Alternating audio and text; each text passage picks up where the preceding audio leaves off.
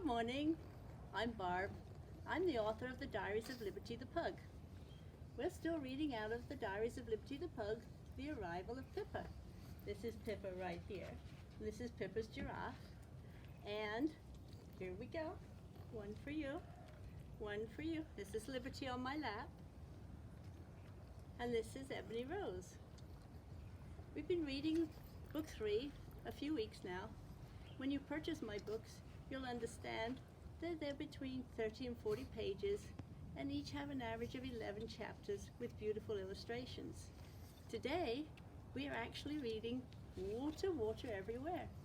And it's such a beautiful day in Arizona today, we decided to read outside. Let me give them one more treat. I just like to give them a treat so that you can see them and understand who the books are about and who we're reading about. Liberty, sitting on my lap, is blind. She came from a puppy mill. She has a lot of health issues, but she loves life and she loves her books. She's also my co-author. Water, water everywhere. Pippa loves water. That's Pippa right there. Pippa loves water. The little blue plastic wading pool is her favorite thing to play in. She rolls around in the water on her back with her legs up in the air. Sometimes Daddy joins Pippa in our wading pool, and they run around and around, making huge splashes.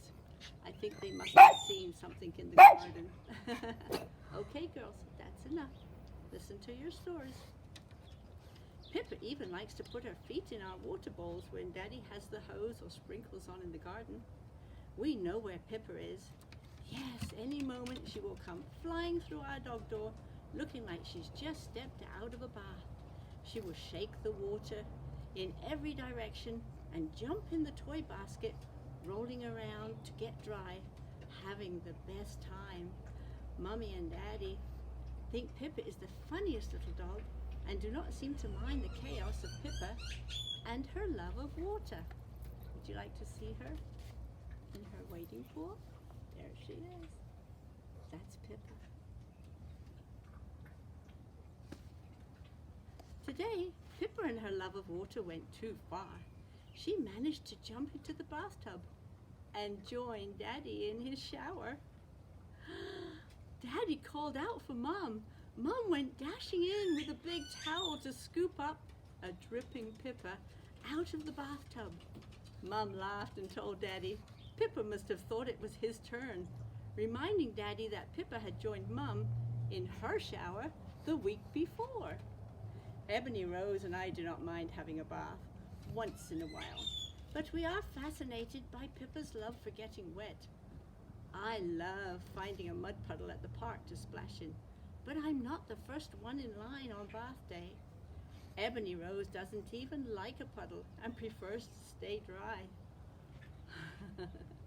That Pippa, she sure loves to shake herself over everything when she's wet, and she gets water everywhere. She's looking at her giraffe right here. This is her giraffe that's been her bestie friend for as long as she's been with us, since she was a few weeks old. So this little one is 7 years old. Pippa, she sure loves to shake herself over everything when she's wet, and she gets water everywhere. She must be the cleanest pug ever. There's one exception. Pippa is always sticking her nose in the muddy holes she digs in the garden, and then she has a drink out of our water bowl. Guess where all the mud on the end of her nose ends up? Yep, right in our drinking bowl. Come see Mom, Abby. This is Ebony right here. She's such a good girl. Yes, you'd rather be on Mommy's lap. It's Libby's turn today. You listen to the book. Pug dog do not bark very often unless we have a good reason.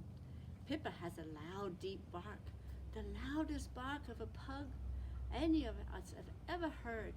When Pippa was a little puppy, Mom was telling our friends that she thinks Pippa was sitting in the line for pug puppies when God was giving them their barks, and Pippa, being Pippa, snuck out of line and sat with the big dogs. when she sat with the big dogs in that road to get a big bark from God. That's why if you come to our front door and rang our doorbell and Pippa barked, you too would think that an enormous dog lived in this house.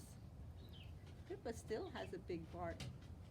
We have nicknames given to us by Mom and Daddy. Mom chose Princess for me because I am very beautiful. Mom chose the nickname Angel for Ebony Rose. Hi, Ebony. Are you my angel? Ebony Rose was Angel. And then that was because she was patient and kind. Pippa is Daddy's pick, and her nickname is Wiggly because she's always so happy when Pippa runs to greet us. She just can't help wiggling her body from her neck all the way down to the end of her tail, and it makes us laugh. You can see how much she loves her giraffe. Look at her. What are you doing? Are you trying to ruin your little giraffe? No, biting it. No. Looks like we've got to put some more patches on. At the end of each day, we all settle down, curled up around Mom and Daddy in their chairs. During the day, we follow Mom and Daddy in and out of every room, into the garage, and out into the garden, moving as a little pack and never letting Mom and Daddy out of our sight.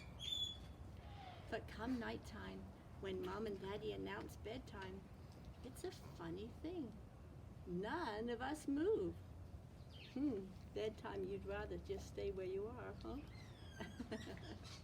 We know if we pretend we're sleeping, Mom and Daddy will pick each of us up one by one, give us a cuddle and a kiss, and pop each of us softly into bed.